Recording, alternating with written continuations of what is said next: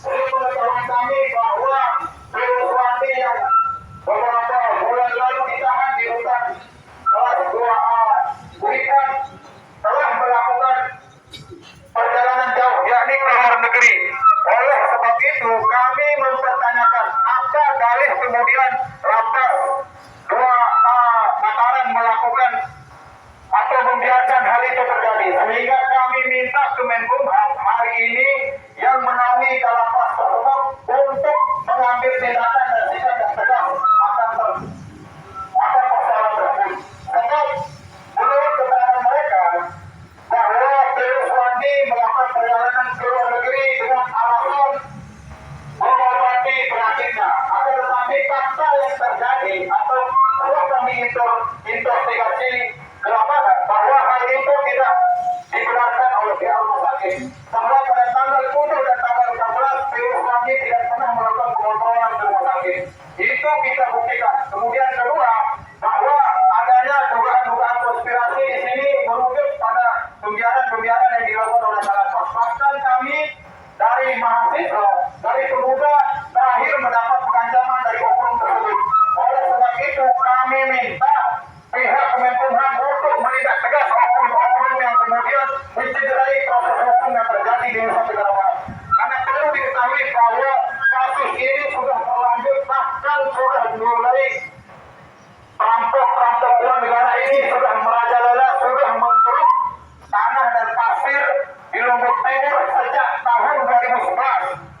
Oleh sebab itu jangan kemudian ada oknum, ada mafia-mafia yang begini. Karena perlu diketahui saudara-saudara, orang yang kita lawan ini adalah orang konglomerat, orang Cina yang kemudian kita tahu dia pemilik 1000 tanah di Nusa Tenggara di Indonesia ini. Oleh sebab itu jangan kemudian oknum teman-teman yang ada di Kemenkumham ini masuk angin. Itu juga patut kita curigai, karena hari ini perlu diketahui Lapas itu sudah dipromosikan menjadi Lapas kelas 1A. Ini menunjukkan jangan-jangan dia dibiayai oleh mafia-mafia, oknum-oknum, bahkan oleh tersangka Suwandi. Ini patut kita curigai dan patut kita duga. Sehingga pertanyaan kita bahwa harus dituntaskan dan harus dijawab oleh teman-teman Kemenkumham hari ini. Demikian, kawan-kawan. Mungkin selanjutnya kepada Allah. Ini sangat membungkam kami bahwasanya kita itu berhak menyampaikan aspirasi di muka umum saudara-saudaraku. Bahwasanya jangan ada sampai saudara-saudaraku, jangan ada sampai ada intimidasi yang dilakukan oleh oknum-oknum itu. Bahwasanya ada hal yang memang kita takut, kita curigai, mulai dari proses hukum dan mulai dari prosedur hukum yang terjadi di PN Tipikor Mataram.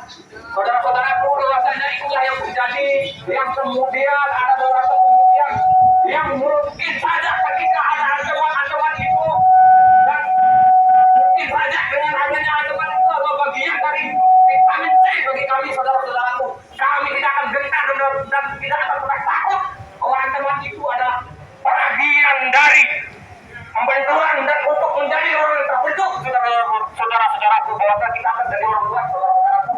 Bahwasanya ketika ini salah satu oknum yang mengancam saya, baik dengan rekaman suara itu, saudara-saudaraku, bahwa itu patut kita curigai memang benar yang dilakukan oleh beberapa oknum-oknum yang memang sangat banyak ini, saudara-saudaraku. Maka dari itu, saudara-saudaraku, kami walaupun 10 orang, walaupun kalian punya 100, 200, 2000 karyawan, kami tidak akan pulang ke sini, saudara-saudaraku yang dari Kemenkumham. Kami di sini untuk menyampaikan aspirasi. Kami di sini untuk menyampaikan ide dan gagasan untuk penegakan hukum di Nusa Tenggara Barat ini sesuai dengan hikmah dan keadilan yang benar-benar tegak di Nusa Tenggara Barat ini, saudara-saudaraku. Sekali lagi, jangan sampai ada pengancaman seperti ini, saudara. Luntur ini, saudara-saudaraku. Saya kembalikan ke Korlap 2 untuk Muhammad Fadullah, dipersilakan.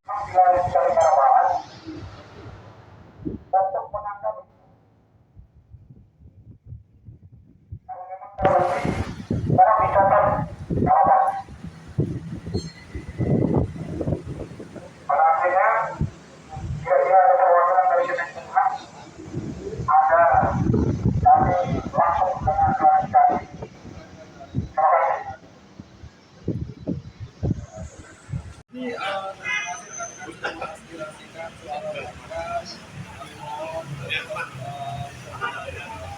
aktif kita memberikan aspirasi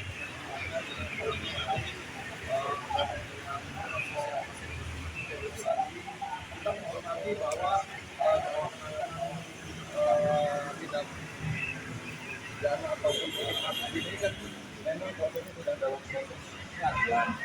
Jadi kalau kita menghormati yang terjadi yang sudah dijalankan secara aturan, nah itu tetap kita jalankan terkait dengan kondisi yang bersangkutan ada penangguhan penahanan kewenangan itu kita serahkan ke aparat penegak hukum ya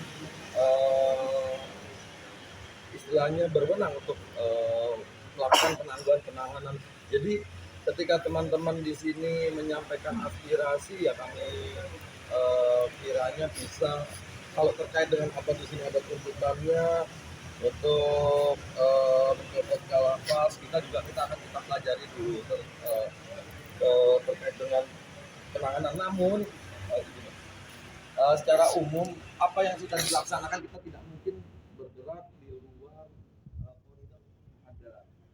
Baik itu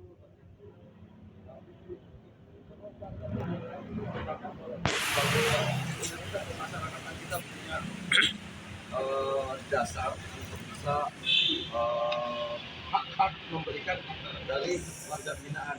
Mungkin teman-teman masyarakat umum menanggapi bagaimana narapidana atau mungkin tahanan yang ada di kewenangan penahanan di Kementerian Pidana khususnya di Direktorat Jenderal Pemasyarakatan. Jadi pasti semuanya sudah berjalan sesuai dengan aturan. Kami pastikan kalaupun memang ada itu nanti kita akan kita dalami dulu seperti itu. Kurang lebihnya intinya apa yang dijalankan itu merupakan kita melihat ini adalah hak dari warga binaan yang secara aturan juga sudah ada pengaturan itu dari kesehatan juga kan kita tidak mungkin berlaku zolim juga. Nah terkait dengan apakah itu nanti biar tenaga kesehatan itu bisa memberikan nanti kita dalami apakah benar terkait dengan mungkin dugaan yang rekan-rekan itu kan dengan suami yang bisa keluar negeri terus dia dari tahanan kota tapi berkeluyuran itu maksud saya kita ini kan minta tanggapan dari pemimpin yang membawa lapas ya karena dugaan kami ini ada semacam permainan antara oknum yang ada di lapas.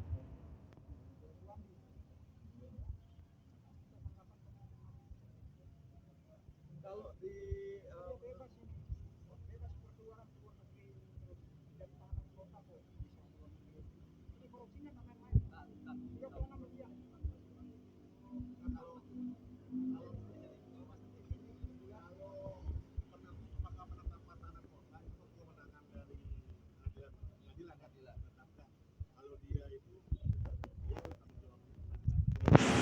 Kalau untuk pengawasannya dia saat ini, tapi mengenai pemeriksaan kesehatan itu memang ada dokter di lapas, setelah itu ada rujukan kalau dia terlalu sakit. Jadi itu tanggung jawabnya memang pihak dokter di kita memeriksa. Kalaupun ke luar negeri rasanya tidak mungkin karena dua keluar masuk pengadilan di luar negeri itu dia ada melalui imigrasi. Imigrasi itu kan udah pasti terdata. Ada nggak nama itu keluar negeri?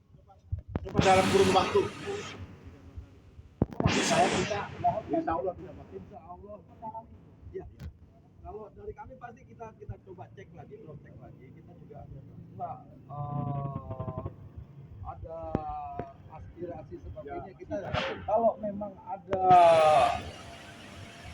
itu kalau untuk mengeluarkan dan istilahnya memberikan satu keterangan yang tidak itu juga kami akan menindak tegas kepada jajaran kami, kepada pejabat kami itu akan kami tindak tegas dan itu suatu pelanggaran yang berat dan itu juga jadi nggak usah khawatir kita juga Kumham di sini juga kan kita kan di sini kan Kumham nggak ada pagar kita juga di sini kita menerima lah aspirasi teman-teman seperti Ya, Saya Abang. kabak program dan humas ambil Kumham. Jadi begini.